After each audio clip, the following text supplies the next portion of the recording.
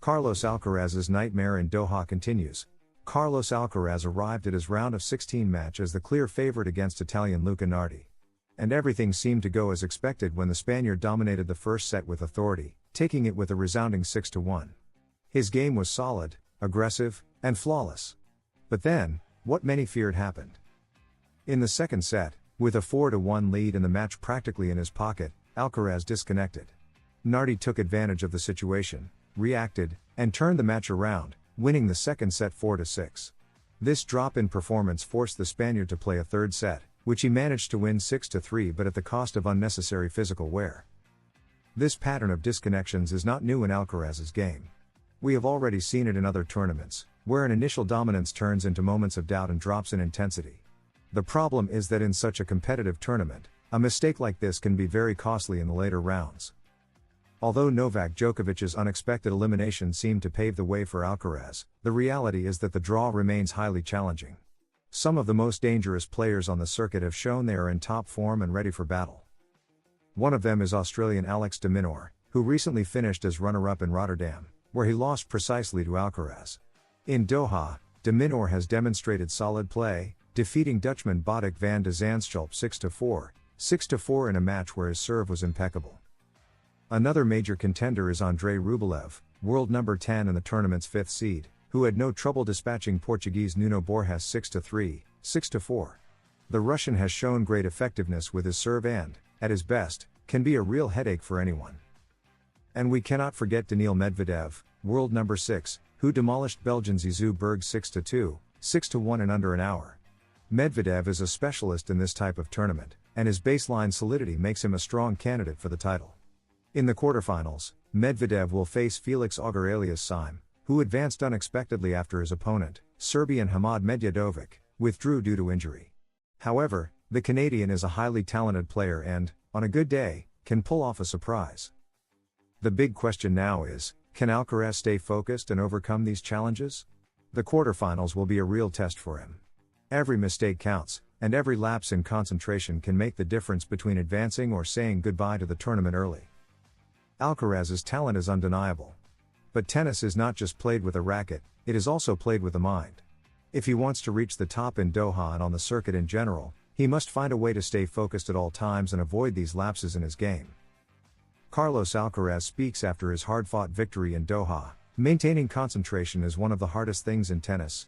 Carlos Alcaraz advanced to the quarterfinals of the ATP 500 in Doha after defeating Luca Nardi in a match where, once again, he suffered a concerning lapse in the second set. After his 6-1, 4-6, 6-3 victory, the Mercian faced the press and analyzed his performance, highlighting the difficulty of staying fully concentrated and the impressive level his opponent showed at certain moments. A complicated second set. Alcaraz started the match with great confidence, imposing his rhythm and dominating the first set without any major difficulties. His aggressive baseline game, combined with precise shot making and excellent movement, allowed him to dictate the points and neutralize Nardi's attempts to find a foothold in the match. With a commanding 6-1 in the opening set, everything seemed to be going according to plan for the Spaniard. However, tennis is a sport where momentum can shift in an instant, and that's exactly what happened in the second set. Alcaraz quickly built a 4-1 lead, appearing to be in full control and on his way to closing the match in straight sets. But then, the dynamics changed.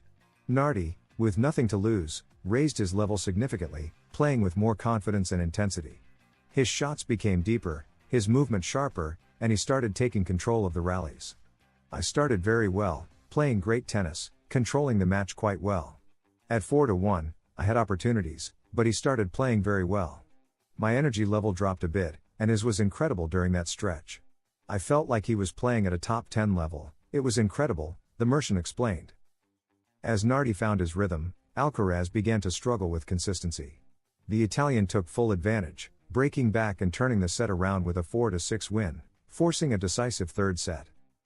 Despite the setback, Alcaraz refused to let frustration get the best of him. He took a deep breath, refocused, and reminded himself of the importance of staying mentally strong. I had to be mentally strong. At the start of the third set, I regained good energy, and I'm happy I managed to do it in advance. With a renewed mindset, Alcaraz rediscovered his aggressive style in the decider. He took control of the rallies again, pushed Nardi back, and played with greater determination.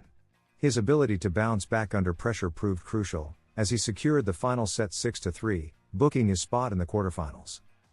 This match served as another reminder of the importance of mental resilience in tennis. Even the best players can experience dips in focus and energy, but what separates champions from the rest is their ability to overcome those moments and find a way to win. Alcaraz did just that, proving once again why he is one of the most exciting talents on the ATP Tour. On Nardi's level and the challenge of staying focused, the young Spanish tennis player praised his opponent and acknowledged that maintaining focus throughout a match is one of the biggest challenges in tennis. For me, one of the hardest things in tennis is maintaining concentration throughout the entire match, doing it for 2 or 3 hours straight. We saw it today. He played incredibly in the second set and couldn't sustain it in the third, Alcaraz stated. He also pointed out that this has been one of Nardi's weaknesses since their early days, but he believes the Italian will improve and become a dangerous player in the future. Since we were kids, that was his weakness, sustaining his level. I'm sure he'll figure it out and go far. Precautions in his diet and the Sinner case. One of the topics discussed in the press conference was the importance of controlling what players consume, following the Yannick Sinner case and Aryna Sabalenka's recent statement about avoiding drinking from unattended cups. Alcaraz assured that he and his team have always been extremely careful in this regard. We have always been very careful about this. We always control everything we take, everything we do. If someone brings a supplement, we always check what's in it to make sure we can take it. Not just because of the Sinner case, we were already very cautious about what we consume. The next challenge, Jiri Lehecka. Alcaraz's quarterfinal opponent will be Czech Jiri Lehecka, a player he considers very dangerous. He's a tough player, very dangerous. I warmed up with him a few days ago. His shots are dangerous, he bombs every shot. I have to stay focused, physically and mentally ready. I'll try to take advantage of the opportunities he gives me, if he gives them to me. We'll see tomorrow, but it's going to be a tough match, he explained. Preference for playing consecutive days. Alcaraz also spoke about his preference for playing on consecutive days in tournaments like this, unlike Grand Slams, where rest days are more necessary due to the demands of best-of-5 set matches. Honestly, I prefer it. In Grand Slams, rest days are helpful, but in Masters 1000s and 1-week tournaments, I prefer everything to be played in a row. That's what we're used to, and I think towards the end of the year, when we've played many tournaments, it's better this way.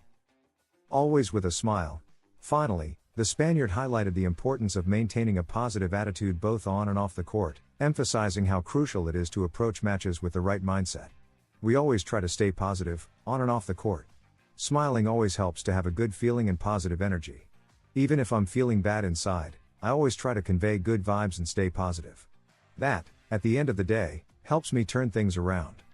For Alcaraz, mental strength is just as important as physical preparation. Tennis is a sport where emotions play a decisive role, and the ability to stay calm under pressure can make the difference between winning and losing. The young Spaniard understands that frustration and doubts are inevitable at times, especially in long and demanding matches. However, he firmly believes that maintaining a positive attitude allows him to stay focused, recover from difficult situations, and bring out his best tennis when it matters most. Beyond the court, Alcaraz also strives to transmit that positivity in his daily life. He knows that a good mindset not only benefits his performance but also influences those around him, from his team to the fans who follow him with admiration. His philosophy is clear: a smile, even in the toughest moments, can be the key to overcoming obstacles. Now, with the scare against Nardi behind him, Alcaraz is fully focused on the quarterfinals in Doha. His next challenge, against the dangerous Jiri Lehecka, will test his ability to maintain concentration and sustain his best level. With his talent, determination, and ever-present smile, the Mercian is ready to take on whatever comes next. If you like this video, don't forget to subscribe and leave a like, because here at Tennis Zone, we are dedicated to bringing you the best content for the best audience.